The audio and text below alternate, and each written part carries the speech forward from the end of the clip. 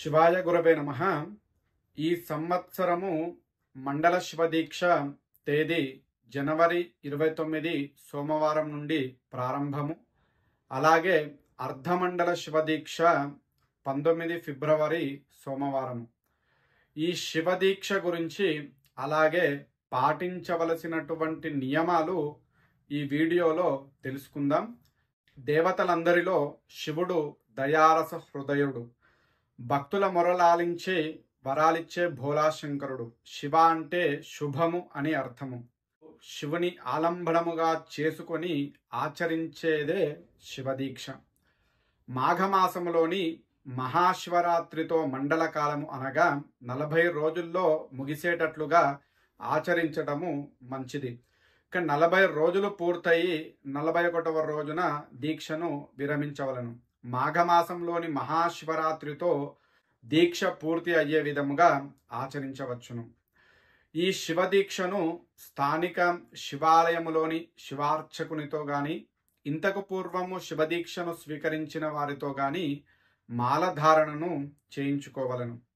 మండల కాలము అంతా కూడా పూర్తి అయిన తరువాత జ్యోతిర్ముడితో శ్రీశైల క్షేత్రాన్ని దర్శించి మల్లికార్జున స్వామికి నమస్కరించి శ్రీశైల మహాక్షేత్రములో ఈ దీక్షా విరమణ చేయుట మిక్కిలి శ్రేష్టము. ఇది చేయలేని వారు అర్ధమండలము అనగా 20 రోజులు శివదీక్షను వహించి 21వ రోజులో దీక్షా విరమణ చేసుకోవచ్చు.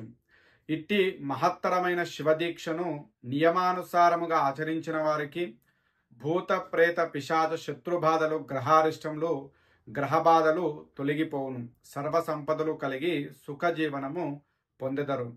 ఇక శ్రీశైల క్షేత్రము దర్శనమే ఒక గొప్ప భాగ్యము.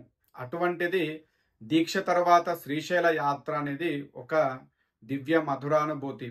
శివక్షేత్రాల్లో శక్తి క్షేత్రాల్లో అత్యంత ప్రధానమైనది శ్రీశైల క్షేత్రము.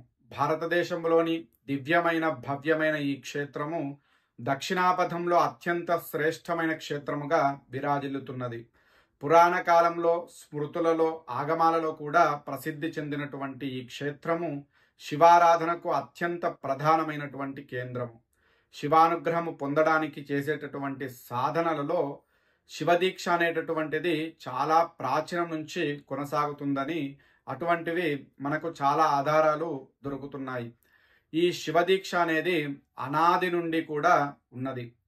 పద్మపురాణ ప్రకారముగా శ్రీరామచంద్రుడు అగస్త్య మహర్షి ద్వారా ఈ శివదీక్షను స్వీకరించి ఆచరించినట్లుగా మనకు ప్రమాణము కనబడుతుంది.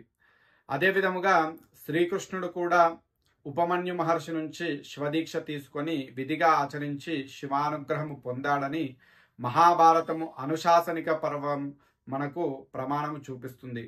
ఇలా ఈ శివదీక్షను ఎందరెందరో చక్రవర్తులు, రాజులు, మహాత్ములు, ఋషులు శివదీక్షను స్వీకరించారు.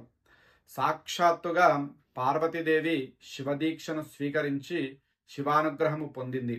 అలాంటి శివదీక్షా విధానంలో పలు సంప్రదాయాల్లో పలు పద్ధతులలో ప్రస్తావించబడుతున్నాయి. ఈ శివదీక్ష స్వీకరిస్తూ శివానుగ్రహాన్ని పొందేవారందరూ కూడా ధన్యులే. ఇంతటి దివ్య మహిమగల శివదీక్ష ఎంతో ప్రాచీనమైనది, విశేషమైనది.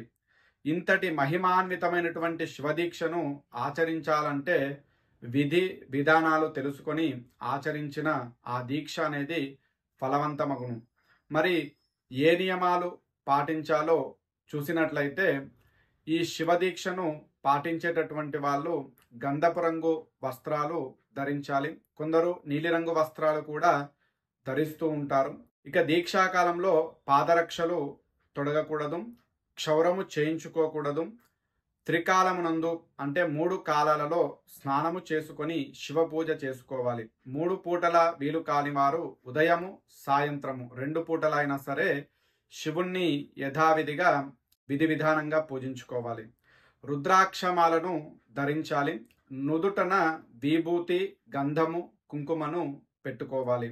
వినా భస్మ త్రిపుండ్రేణ వినా రుద్రాక్షమాలయ పూజితోపి మహాదేవః నస్యా తస్య ఫలప్రదః తస్మాన్ వృధాపి కర్తవ్యం లలాటే వై త్రిపుండ్రకం. భస్మముతో త్రిపుండాన్ని పెట్టుకోకుండా రుద్రాక్షమాలను ధరించకుండా చేసినటువంటి శివపూజ ఫలప్రదం కాదు. కాబట్టి ఖచ్చితముగా విభూతితో త్రిపుండ ధారణ చేసుకొని రుద్రాక్షమాల మెడలో ఖచ్చితంగా ఉండవలసిందే. దీక్షా సమయంలో మౌనవ్రతులై ఉండాలి. అవసరమైనంత వరకే, అంటే మితముగా మాట్లాడాలి. నిత్యము కూడా శివాలయ దర్శనము చేసుకోవాలి. నిత్యము అనుక్షణము కూడా శివనామము వీడకూడదు. ఇతరులను పిలిచినప్పుడు శివాని, అలాగే భక్తులు కూడా శివాని పిలుస్తూ ఉండాలి. అవకాశమున్నన్ని సార్లు శివ పంచాక్షరి అయినటువంటి ఓం నమ శివాయని జపము చేస్తూ ఉండాలి. ఒంటిపూట సాత్విక భోజనము చేస్తూ నేలపై నిద్రించాలి. ఈ విధముగా 40 రోజులు దీక్షను చేపట్టాలి. అది ముగిసిన తరువాత జ్యోతిర్ముడితో శ్రీశైల క్షేత్రాన్ని దర్శించాలి. శ్రీశైల మల్లికార్జున స్వామికి, భ్రమరాంబ అమ్మవారికి నమస్కరించి ఈ దీక్షను విరమించాలి. ఈ శివ దీక్షను నియమపూర్వకముగా చేపట్టిన వారికి గ్రహ బాధలు, గ్రహ దోషాలు తొలగి సిరి సంపదలు కలిగి ఇహలోకమున సౌఖ్యము, పరలోకమున మోక్షము రెండూ కూడా లభిస్తాయి. కోటి జన్మార్జితై పుణ్యై శివే భక్తిర్విజాయతే అని శాస్త్రము. కోటి జన్మలలో సంపాదించినటువంటి పుణ్యము ఉంటేనే కానీ ఈ శివుని పట్ల భక్తి కలగదని ఘోషిస్తున్నది శివగీత. శివ అనే 2 అక్షరాలే మన పాపాలను పటాపంచలు చేసి మోక్షాన్ని ప్రసాదిస్తాయి. కాబట్టి అవకాశం ఉన్నవారు దీక్ష చేపట్టండి, శివానుగ్రహాన్ని పొందండి. ఓం నమః శివాయ.